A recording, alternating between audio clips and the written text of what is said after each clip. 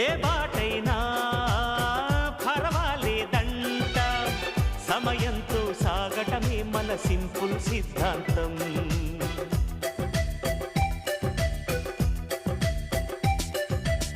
చిరుగాలికి పరిమళమిచ్చే సిరిమల్లెల వనమై ఉందాం, గగనాన్ని నేలను కలిపే హరివిల్లుల బంతెన అవుదాం.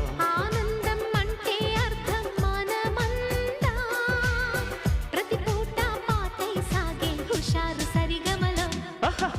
ఎన్నో ఎన్నో రాగాలుండే సంగీతం కాదు